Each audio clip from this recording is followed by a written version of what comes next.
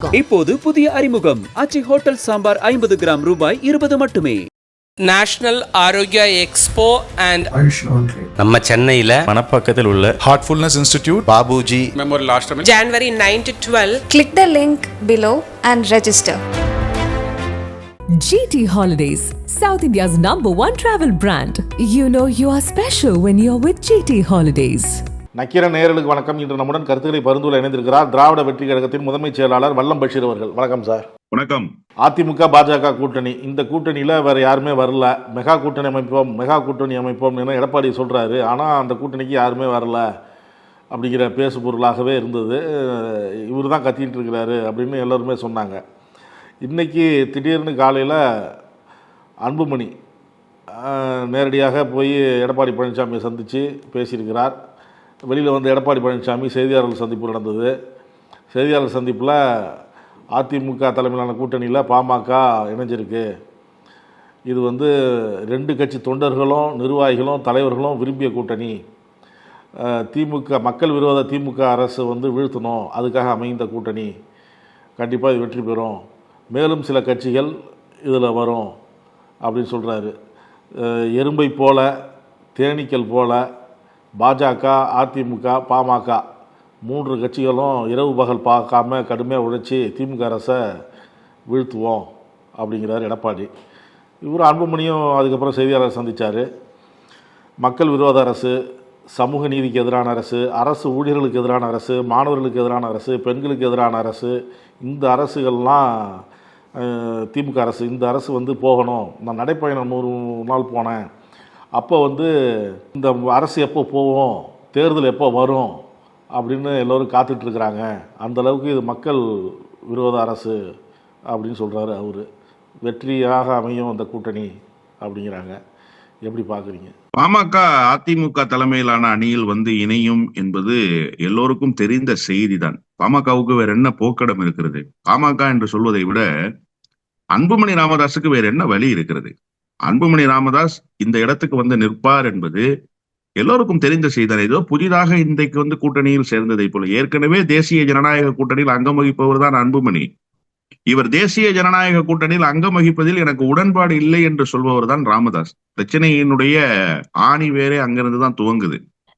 இப்போ இதுல புதிதாக வந்து சேர்ந்ததை போல தேமுதிக வேண்டுமானால் வந்து சேருவார்களே, ஆனால் அது புதிதாக வந்து சேர்ந்ததாக கருதப்படும். ஏன்னா கடந்த தேர்தலில் அவங்க என்ன சொன்னாங்க? அதிமுகவோடு கூட்டு என்று தேர்தலை சந்தித்து விட்டு ராஜ்யசபா வாய்ப்பு கொடுக்கும்போது அதை ஏற்கிறோம் மறுக்கிறோம்னு எதுவுமே சொல்லாம அப்படியே கிடப்புல வச்சுட்டு போயிட்டாங்க. நாம நக்கீரன்லயே ஒரு தடவை பேசணும் இது சம்பந்தமாக. ஒன்னு அக்செப்ட் பண்ணணும், இல்ல அதை டினே பண்ணணும். ரெண்டுமே செய்யல, அதை வெயிட்டிங் லிஸ்ட்ல போட்டாங்க அப்படின்னு. அப்போ அது வந்து ஒரு இண்டிகேஷன். பாட்டாளி மக்கள் கட்சி அன்புமணி ராமதாஸ் தரப்பு அப்படி ஏதாவது ஒரு இண்டிகேஷனை ஒன்னு அதிமுகவுக்கோ இல்ல பாஜகவுக்கோ கொடுத்திருக்காங்களான்னா எதுவுமே கொடுக்கல. நாங்க தேசிய ஜனநாயக கூட்டணியில் அங்கம் வகிக்கிறோம் தான் தொடர்ச்சியாக சொல்றாரு அன்புமணி. அப்ப தேசிய ஜனநாயக கூட்டணியில் அங்கம் வகிக்கக்கூடிய அதிமுகவினுடைய பொதுச் செயலாளரை போய் சந்திச்சு கூட்டணியை உறுதிப்படுத்துறதோ இடங்களுக்கான பேச்சுவார்த்தையை நடத்துறதோ ஏதோ ஒரு புதிய புரட்சியை போல, புது கட்சி வந்து சேர்ந்ததை போல பேசுறதுங்கிறது ஒரு சரியான அணுகுமுறையான்னு எனக்கு தெரியல. இன்னைக்கு போய் சந்திச்சதே டெல்லி போறதுக்கு முன்னாடி நீங்க அன்புமணியை கூப்பிட்டு என்ன ஏதுன்னு பேசி பிக்ஸ் பண்ணிட்டு வாங்க அப்படின்னு பாஜக தரப்புல இருந்து சொல்லப்பட்டதற்காக பாஜக சொன்னதை கேட்டு எடப்பாடி பழனிசாமி அன்புமணியை அழைத்து பேசி இருக்கிறார். அவ்வளவுதான், வேற ஒண்ணும் இல்ல. எத்தனை சீட்டு எதிர்பார்க்கறீங்க? போன தடவை 23 சீட்டு கொடுத்துருக்குறோம். இந்த முறை ஒன்றுபட்ட பாமக இல்ல, அதனால குறைவான இடங்களை தான் கொடுக்க முடியும் அப்படிங்கிற பேச்சுவார்த்தை. அந்த பேச்சுவார்த்தையினுடைய முடிவுல 15 17 இடங்களில் பாட்டாளி மக்கள் கட்சி போட்டியிட முடியும் என்கிற ஒரு பரஸ்பரமான தகவல்களை பரிமாறி இருக்கிறாங்க. அவ்வளவுதான் நடந்திருக்குதுல. இப்ப இத வந்து ஏதோ ஒரு பெரிய கூட்டணி, மெகா கூட்டணி அப்படிலாம் நீங்க சொல்லிட முடியாது. இந்த கூட்டணி எல்லாம் சேர்ந்துதான் 2021 மண்ணை கவுனாங்க. இன்னொரு முக்கியமான விஷயம், பலரும் பேச தவறுகிற செய்தி என்ன அப்படின்னு சொன்னா, 10.5% நான் உறுதி செய்து கொடுத்து விட்டேன்னு கடைசி கையெழுத்து போட்டார் இல்லையா எடப்பாடி பழனிசாமி, அது தேர்தலுக்காக காண்பிக்கப்பட்ட கிமிக்ஸ் தான். அந்த கிமிக்ஸை வச்சு வட மாவட்டத்துல பெரிய அளவுல வாக்குகளை அறுவடை செய்திடலாம்னு சொல்லி 2 தரப்பும் முயற்சி பண்ணாங்க. ஆனா பாமகவினுடைய வன்னியர் வாக்குகள் அதிமுகவுக்கு டிரான்ஸ்பர் ஆச்சு. அதிமுகவினுடைய வாக்குகள் பாமகவுக்கு டிரான்ஸ்பர் ஆச்சான்னு கேட்டா டிரான்ஸ்பர் ஆகவே இல்லை. அதனாலதான் பாட்டாளி மக்கள் கட்சி போட்டியிட்ட இடங்கள்ல வெறும் 5 இடங்களில் மட்டுமே போட்டியிடுகிற வாய்ப்பை பெற்றாங்க. ஆனா KP முனுசாமியிலிருந்து எடப்பாடி பழனிசாமி வரை பாமகவினுடைய வாக்குகளை பெற்று வெற்றி பெறுகிற ஒரு சூழல் உருவாச்சு அப்படின்னு சொன்னா, அப்ப பாமகவினுடைய ஓட்டு டிரான்ஸ்பர் ஆயிருக்கு. பாமக ஓட்டு டிரான்ஸ்பர் ஆன அதிமுகவுக்கு, அதிமுக ஓட்டு ஏன் பாமகவுக்கு டிரான்ஸ்பர் ஆகல? பல பேர் தோல்வியை தழுவி போனாங்களே. அந்த பக்கம் GK மணியும் சேலம் அருளும் மட்டும்தான் வெற்றி பெற முடிஞ்சது. வேற யாரும் வெற்றி பெற முடியாத ஒரு சூழல் இருக்கு. இந்த பக்கம் மயிலத்துல தானே வெற்றி பெற முடிஞ்சது. அந்த பகுதியில் அந்த பெல்ட்ல யாருமே வெற்றி பெற முடியலையே. அப்போ நீங்க இது தொண்டர்கள் விரும்பிய கூட்டணி, இது இலையோடு மலர்ந்திருக்கிற மாம்பழ கூட்டணி, இதெல்லாம் சும்மா வசனத்துக்காக பேசப்படுகிற செய்தி தானே தவிர, அந்த 10.5% இடஒதுக்கீட்டை உறுதி செய்து கையெழுத்திட்டதற்கு பிறகு கூட பெரிய இம்பாக்ட வட மாவட்டங்கள்ல உருவாக்க முடியல. நான் சொல்றது ஒன்றுபட்ட பாமக. இப்ப ஒன்றுபட்ட பாமக இல்ல சார். பாட்டாளி மக்கள் கட்சியை பொறுத்த வரைக்கும் 40% தான் அன்புமணி ராமதாஸ் கையில இருக்கு, 10% அதிருப்தியில இருக்கு, 50% ராமதாஸ் கையில இருக்கு. இப்போ நீங்க இந்த 40% மட்டுமே வச்சுக்கிட்டு ஒரு பெரிய கட்டமைப்பை உருவாக்கிட முடியுமான்னா, பல இடங்கள்ல அன்புமணிக்கு ஆட்களே இல்லை, அன்புமணிக்கு வேலை செய்யறதுக்கு மாவட்ட செயலாளர்களே இல்லை. இந்த மாதிரியான சூழல்ல தான் அன்புமணி நகர்ந்து போறாரு. அப்கோர்ஸ் அது ராமதாஸுக்கும் அப்படி ஒரு சூழல் இருக்கு. ஆனாலுமே ராமதாஸால கட்டமைப்பை தூக்கி நிறுத்த முடியும். ஏன்னா கட்டமைப்பு ராமதாஸோடது, கட்டமைப்பு அன்புமணியோடது இல்லை. இப்ப இந்த பிரச்சனையை வச்சுக்கிட்டு இது ஒரு மெகா கூட்டணின்னு சொல்றது அட்டை கத்தியை நம்பி போருக்கு சென்ற கதையாக மாறி போகும். இது ஏற்கனவே இருக்கிற கூட்டணி தான். இது ஒன்றும் புதிய கூட்டணினா இல்லை. ஏதோ புதிதாக கூட்டணி பேச்சுவார்த்தையை நடத்தி அதை என்னமோ சக்சஸ் பண்ணிட்டது மாதிரி. நீங்க வேணா பாருங்க, இன்னும் 2-3 நாள்ல ஜான் பாண்டியன் போன்றவர்கள், கிருஷ்ணசாமி போன்றவர்கள் எல்லாம் சேர்ந்து ஒரு கூட்டணி பேச்சுவார்த்தை நடத்துறது மாதிரியான ஒரு சினாரியோவை கிரியேட் பண்ணி இந்த கூட்டணி மேலும் வலுவடைந்துமா. இதெல்லாம் ஏற்கனவே சேர்ந்த கட்சிகள் தான் சார், புதிதாக இருக்கிற கட்சிகள் அல்ல. நாளைக்கு டிடிவி தினகரனும் ஓ பன்னீர்செல்வமே வந்தாலுமே கூட அதுவும் ஏற்கனவே இருக்கிற கட்சி தானே தேசிய ஜனநாயக கூட்டணியில. இப்ப சமீப காலமாக ஒத்துக்க மாட்டோம்னாங்க, இப்ப அவங்களும் ஒத்துக்கிறதுக்கு தயாராகிறாங்க மாதிரியான சமிகையை காட்டுறாங்க. எனவே புதிய கட்சி என்று எதுவுமே வரல, அதை நீங்க புரிஞ்சுக்கணும். கூட்டணியில் இல்லாத கட்சிகள் ஏதாவது வந்திருக்கா, இல்ல பெரிய கட்சிகள் ஏதாவது சேருவதற்கு தயாராக இருக்கா? அது எந்த விதமான முன்னேற்றமும் இல்லாமல் தான் நகர்ந்து கொண்டிருக்கிறது. இந்த சந்திப்பு ஒரு சம்பிரதாயம் தான். தொகுதி பங்கீடு பேச்சுவார்த்தையை நடத்தி இருக்கிறார்கள், கூட்டணி பேச்சுவார்த்தையை அவர்கள் நடத்தவில்லை. ஏற்கனவே இது முடிவு செய்யப்பட்டு ஏற்கனவே தேர்தலில் களம் கண்ட கூட்டணி இந்த கூட்டணி. ஏற்கனவே களம் கண்ட கூட்டணியா இருந்தாலும் பேச்சு அந்த தொகுதி எண்ணிக்கை போறது, அது எந்தெந்த தொகுதி அப்படிங்கிறது ராமதாஸ் முடிவு பண்ணியிருப்பார்ல கடந்த தேர்தல். இல்ல, அதாவது என்னன்னா, ராமதாஸ் முடிவெடுக்கிற இடத்துல இல்லாம போயிட்டாரு அப்படிங்கிறத ராமதாஸே வெளிப்படுத்தி இருக்காரு. 2021 நான் எந்த விதமான பெரிய முடிவையும் எடுக்க முடியல, 2024 நான் இந்த கூட்டணியை வேண்டாம்னு சொன்னேன், ஆனாலும் சௌமியாவும் அன்புமணி என் காலை பிடிச்சி கட்டிக்கிட்டு அழுதாங்க, எனக்கு வேற வழி இல்லாம தான் நான் ஒத்துக்கிட்டேன் அப்படின்னு சொன்னாரு. அப்போ ராமதாஸுக்கு இப்ப என்ன ரோல் இருக்க போகுதுங்கிறத முடிவு பண்ணி தான் இந்த கூட்டணிக்கு பாமக என்ன பயன் தருங்கிறத நீங்க டிசைட் பண்ணணும். இப்ப ராமதாஸ் அன்புமணியினுடைய இந்த முடிவை ஆதரித்து, சரிப்பா நீ 15 சீட்டு வாங்கிட்ட, எனக்கு 5 சீட்டு கொடுத்துரு, நீ 10 சீட்ல போட்டுக்க ஆளுல அப்படின்னு சொல்லுவாரா? நிச்சயமா சொல்ல மாட்டார் சார். CV சண்முகத்தை பேச்சுவார்த்தைக்கு அனுப்பிய போது பேச்சுவார்த்தையில் என்னன்னா, ஒன்றுபட்ட பாமகவை கொண்டு சேர்க்கணும்னு தான் பாஜக நினைச்சது. அதுதான் அதிமுகவுக்கும் சொல்லப்பட்ட செய்தி. நீங்க பொதுக்குழுல தீர்மானம்லாம் போட்டீங்க, அதனால உங்க ஆட்களை அனுப்பிச்சே நீங்க பேச்சுவார்த்தையை நடத்தி என்ன பண்ணலான்றத முடிவு பண்ணி பாமக விஷயத்துல முடிவு எடுத்துட்டு 2 நாள்ல சொல்லுங்கன்னு பாமக விவகாரம் குறித்து பாஜக டெல்லியிலிருந்து சொன்ன தகவலைத்தான் இவங்க கையில எடுத்துட்டு போறாங்க. அப்ப ராமதாஸ் அதை ஒத்துக்கல. இன்னும் குறிப்பா அன்புமணி ராமதாஸும் ஒத்துக்க மாட்டேன்றார். அன்புமணி ராமதாஸ் எடப்பாடி பழனிசாமி மாதிரி ஒன்றுபட்ட அதிமுக அவர் வேணாங்கிறாரு, இவர் ஒன்றுபட்ட பாமக வேணாங்கிறாரு. அப்போ இந்த பேச்சுவார்த்தையில் ஒரு சுமூக முடிவு எட்டப்படாத நேரத்தில் தான் டெல்லியிலிருந்து சரி அன்புமணியை கூப்பிட்டு கமிட் பண்ணுங்க, ராமதாஸ் உங்களால கமிட் பண்ண முடியாதுன்னு சொல்லும் போது அன்புமணியை அழைச்சு பேச்சுவார்த்தை நடத்துறாங்க. இப்ப ராமதாஸ் என்ன முடிவெடுக்க போறாருங்கிறத வச்சுதான் இந்த கூட்டணிக்கு பாமக எந்த வகையில பயன் தரணும். எனக்கு தெரிஞ்சு 100 விழுக்காடு ராமதாஸ் அன்புமணியை சேர்த்து கொண்டதற்கு பிறகு அதிமுகவுக்கு வரமாட்டார். பாஜக கூட்டணிக்கு ராமதாசுடைய முடிவு எப்படி இருக்கும்? அவருக்கு இருக்கிற சான்ஸ் என்னன்னா, சான்ஸ் 2 வாய்ப்பு தான் அவருக்கு இருக்கு. ஒன்னு திமுக கூட்டணி, இன்னொன்னு விஜயோடு போறது. ஆனா திமுக கூட்டணியில் அவரை சேர்ப்பதற்கான சூழலில் திமுக இல்லைன்னு தான் நான் நினைக்கிறேன். இதுவரைக்கும் எந்த இண்டிகேஷனும் திமுக தரப்புல இருந்து கொடுக்கல. அப்ப திமுக தரப்புல இருந்து ஒரு இண்டிகேஷன் கொடுக்காம ராமதாஸ் அதை நம்பி களத்துக்கு வருவாரா அப்படின்னா நிச்சயமா அவர் களத்துக்கு வரமாட்டார். அவர் தேர்தல் அரசியலை கற்று தேர்ந்தவர்.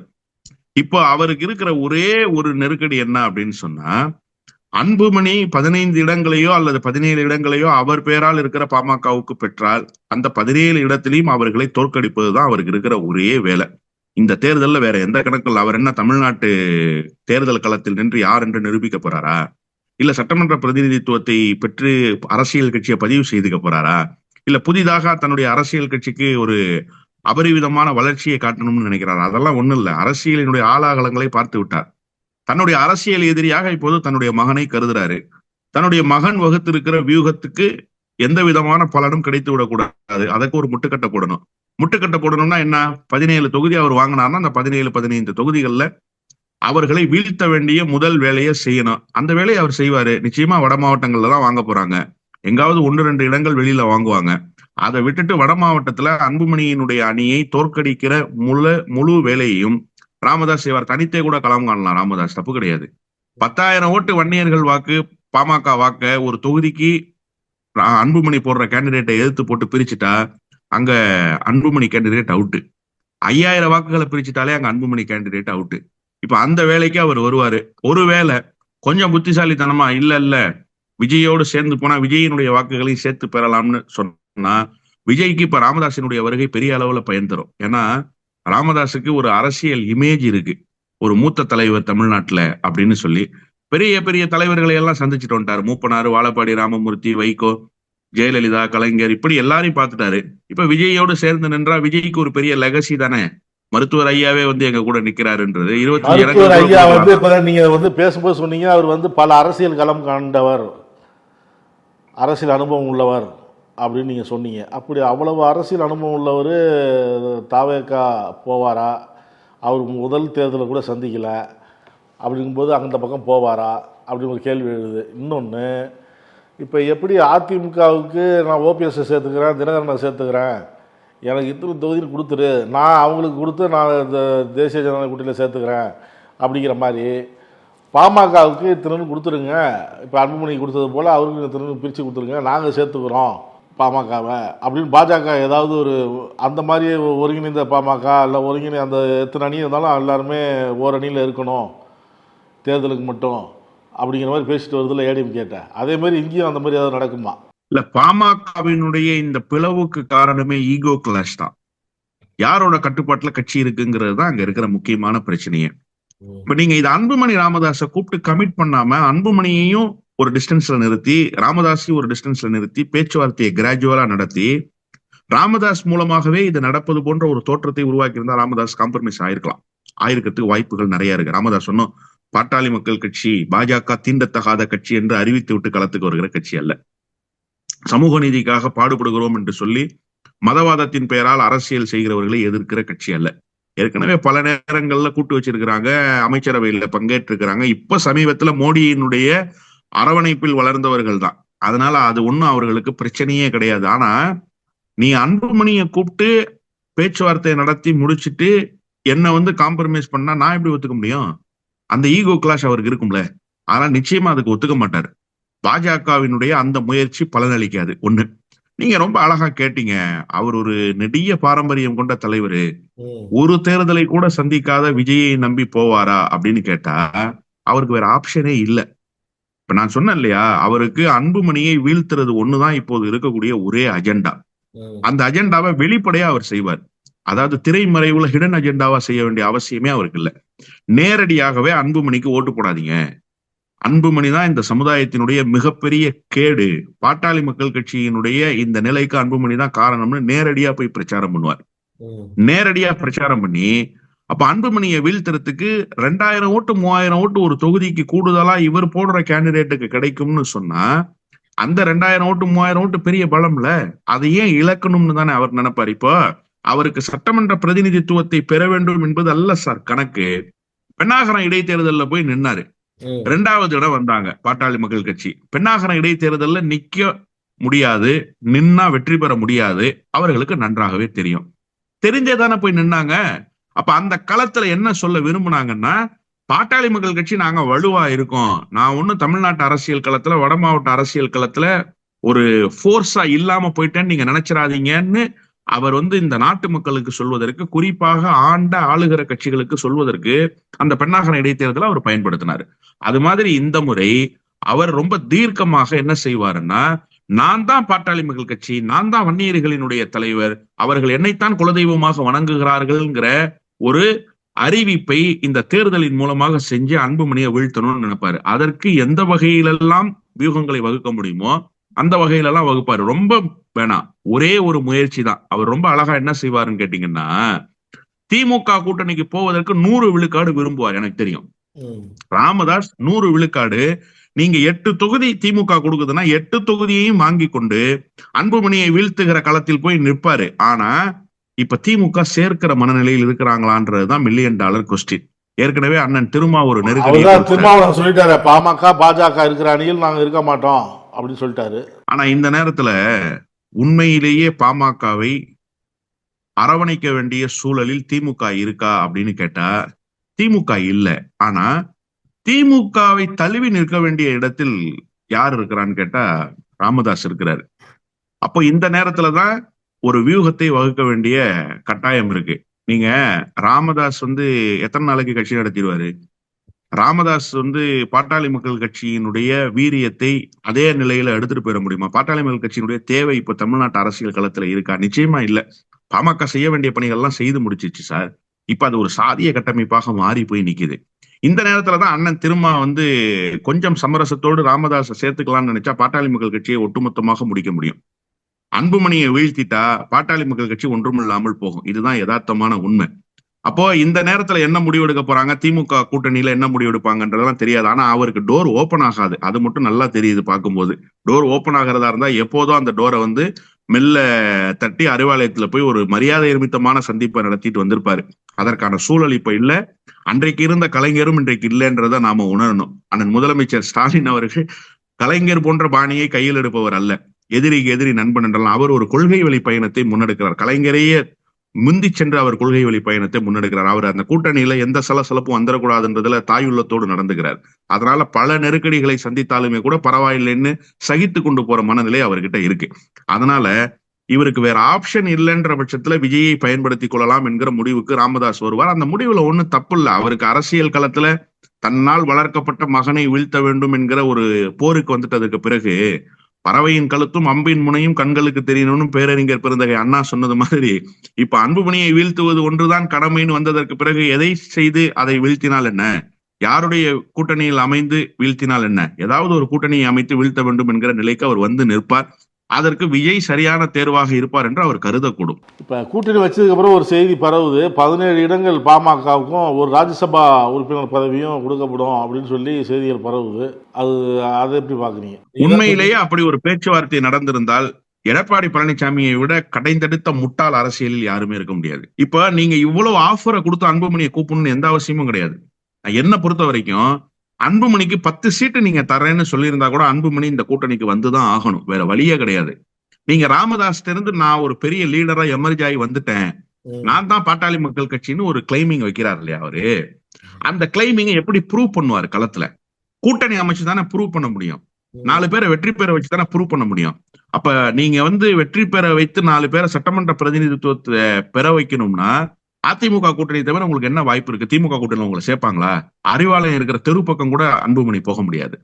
அப்போ வேற வழியே இல்லாம வேற ஆப்ஷனே இல்லாம அவர் அதிமுக கூட்டணியில இடம்பெற வேண்டும்ங்கிற கட்டாயம் யாருக்கு இருக்கு? அன்புமணிக்கு இருக்கு. இப்ப நான் அன்புமணியை கொண்டு இந்த கூட்டணியை பலப்படுத்த வேண்டிய கட்டாயம் எடப்பாடிக்கு இருக்கா? நிச்சயமா இல்ல.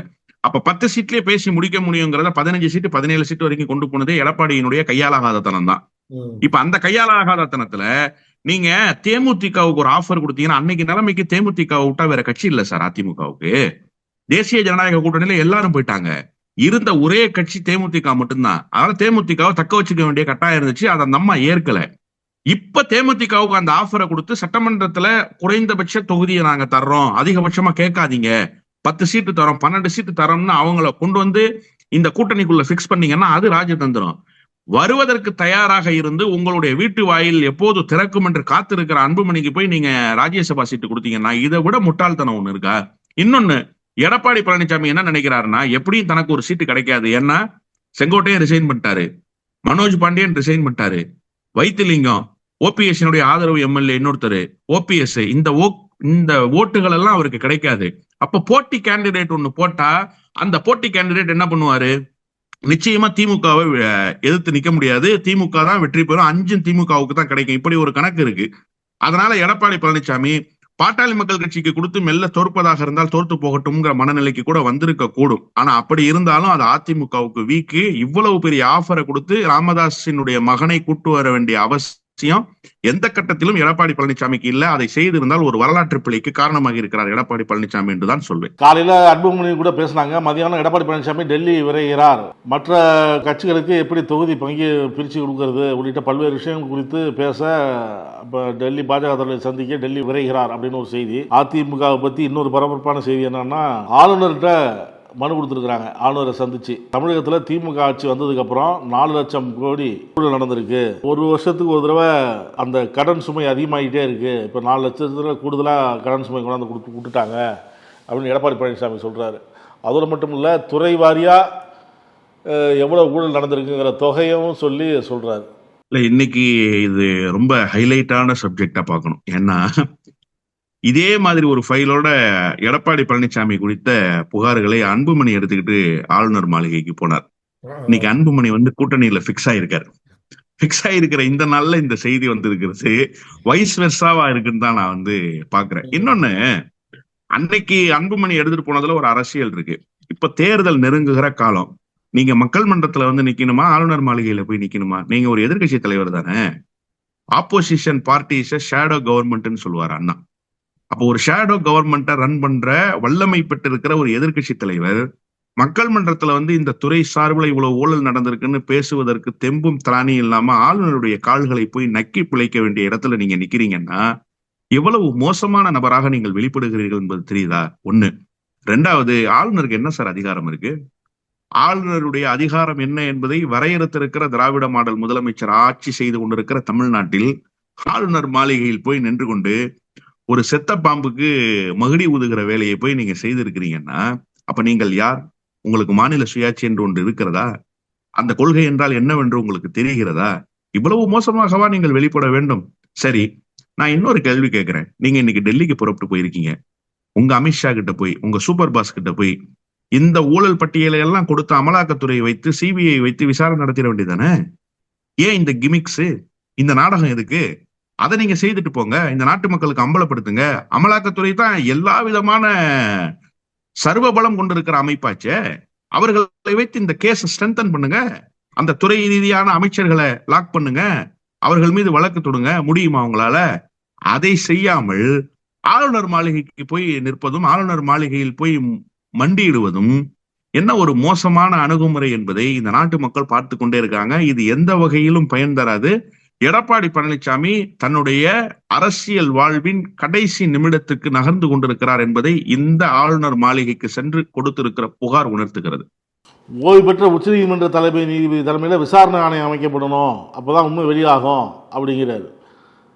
இதே நேரத்தில் இன்னொரு சில பேர் சொல்றாங்க, இப்போ எடப்பாடி கொண்ட இந்த கேஸை கொடுத்தாருல, இந்த புகார் கொடுத்தாருல, அப்படியே கூடவே கொடநாடு கொலை வழக்கு எங்கள் ஆட்சியில் நடந்தது தான், நாங்களே விசாரணை பண்ணி முடிச்சிட்டோம், டக்குனு இவங்களை ஒரு தீர்ப்பு சொல்லு அப்படின்னு சொல்லி ஏன் கொடுக்கல எடப்பாடி அப்படின்னு சில பேர் கேட்குறாங்க. இதை எப்படி பார்க்குறீங்க? இல்லை, நான் அப்படிலாம் கேள்விக்கு எதிர்கேள்வி எல்லாம் கேட்கல. கொடநாடு விவகாரத்தில் யார் என்ன செஞ்சிருக்காங்கன்றது இந்த நாட்டு மக்களுக்கு தெரியும். அதை பற்றிலாம் நம்ம பேச வேண்டாம். நான் ஒரே ஒரு கேள்விதான். எடப்பாடி பழனிசாமியை விட 1000 மடங்கு பலம் வாய்ந்த தமிழ்நாட்டினுடைய மக்களின் மனங்களை வென்றெடுத்த தலைவர் யாருன்னு கேட்டா அதிமுக தரப்புல ஜெயலலிதா அம்மையார் தான். அதாவது எம்ஜிஆருக்கு இருந்த செல்வாக்கை விட கூடுதல் செல்வாக்கு ஜெயலலிதா அம்மையாருக்கு இருந்துச்சு. அந்த ஜெயலலிதா அம்மையாரே திராவிட முன்னேற்ற கழகத்தினுடைய அன்றைய தலைவர் முத்தமிழறிஞர் டாக்டர் கலைஞரையும் சென்னை மாநகரத்தினுடைய தந்தை என்று பார்க்கப்பட்ட மரியாதைக்குரிய இன்றைய முதலமைச்சர் அண்ணன் மு.க. ஸ்டாலின் அவர்களையும் ஒரு வழக்குல சிக்க வைக்கிறதுக்கு முயற்சி பண்ணாங்க. என்ன நடந்துச்சு? அந்த வழக்கை ஏதாவது ஒரு வகையில அவர்களுக்கு எதிராக திருப்ப முடிஞ்சிச்சா? ஒரு ஆதாரத்தை திரட்ட முடிஞ்சிச்சா? முடியல. உங்க அம்மாவே தோல்வி அடைஞ்சு போனாங்க. கடைசியில் என்ன நடந்தது? உங்க அம்மா முதலமைச்சராக இருக்கிற போது நீதிமன்றத்தினுடைய படி ஏறி சிறை தண்டனை பெற்று சிறை கொட்டடியில் பூட்டப்பட்டார் என்பது தமிழ்நாட்டினுடைய கருப்பு வரலாறு. நீங்க இன்னைக்கு அவரிடம் வளர்ந்த கத்துக்குட்டி. புரியுதா உங்களுக்கு? நீங்க தமிழ்நாட்டினுடைய முதலமைச்சரை அல்லது தமிழ்நாட்டில் இருக்கக்கூடிய திராவிட முன்னேற்ற கழக அரசை ஊழலின் பெயரால் வீழ்த்திட முடியுமா? அப்படி ஒரு சூழல் இங்க இருக்கா? நீங்க செய்த ஊழல்கள்லாம் நீங்க கொடுத்த டெண்டர்கள் எல்லாம் அதெல்லாம் என்னாச்சு? KC வீரமணி மீது சொல்லப்பட்ட புகார், அந்த புகார் குறித்து பேசுவதற்கு நீங்க தயாராக இருக்கிறீங்களா? நீங்க நெடுஞ்சாலைத்துறை அமைச்சராக இருந்த போது நடந்த ஊழல்கள், அது குறித்த புகார், அது குறித்த தகவல்கள் பேசுவதற்கு தயாரா இருக்கீங்களா? உங்க கூட்டணிக்கு இப்ப புதிதாக வந்ததை போல காண்பிக்கப்பட்டிருக்கிறார்கள் அன்புமணி, அவர்கிட்ட ஒரு ஃபைல் இருக்கு.